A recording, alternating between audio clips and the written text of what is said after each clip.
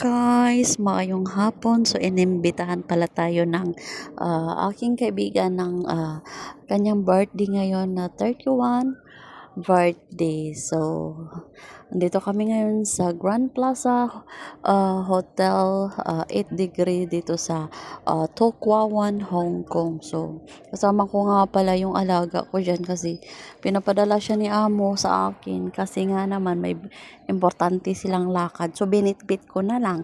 Kaysa naman ayaw ako pag di open. So, magkasama kami ng alaga kong makulit. Makulit talaga yan siya, hindi nakikinig. Alam nyo na yan, basta bata, di ba? So, yan, nilalaro niya yung balon na nagde-decorate na sana yung isa kong kaibigan. Magugulo, kaya pinapababa kami ng kaibigan ko muna. Habang nagde-decorate sila is doon muna kaming dalawa sa baba maliligo.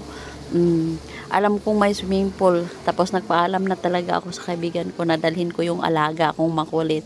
O di sabi niya sa akin, o sige dalhin mo na lang yan kasi may swimming pool naman. O di ba ready ako, may swimsuit ako, may panligo din siya kasi alam ko naman talaga hotel may swimming pool. Chares! Oo nga, tapos nag-enjoy naman yung alaga ko dyan eh. Ano ba? Kasi mukhang tubig to, hindi na rin na kami nakakaligo. Siyempre, hindi pa kami swimming ni amo. Every summer naman talaga nagsuswimming kami sa swimming pool doon sa Kennedy Town or dito sa malapit sa amin sa Wong Chuk Hang. Ngayon hindi pa naman totally summer, so hindi pa kami swimming. Baka pagdating bago ako umuwi ng Pilipinas, mag-swimming muna kami dyan.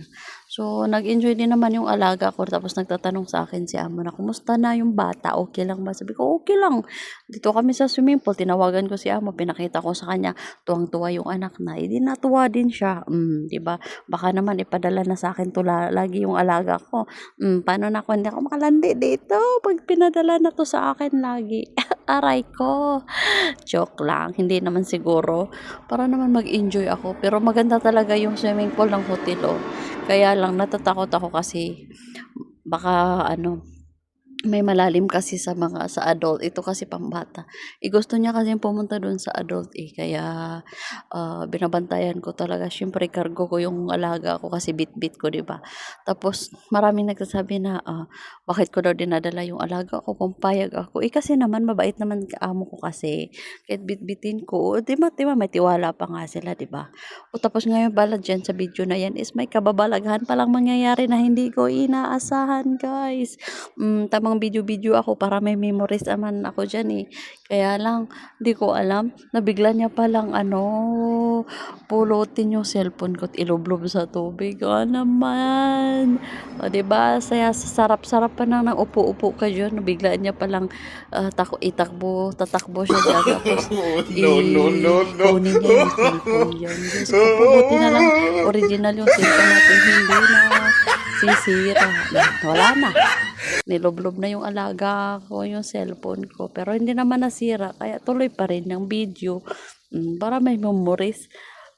Kaya kapag bumili kayo ng cellphone, guys, bilhin nyo yung Honor X9C. Maganda kasi siya. Siya parang sa tubig ba. Tapos ilang beses na rin nahuhulog to, hindi siya nababasag. Matibay talaga yung Honor X9C. Kaya pag gusto nyo bumili, guys, ng cellphone, Honor is legit. Kahit malublob pa yan sa tubig, hindi mo na kailangan ilagay sa bigasan. Hanggang dito muna kasi mahaba na yung video. Keep up!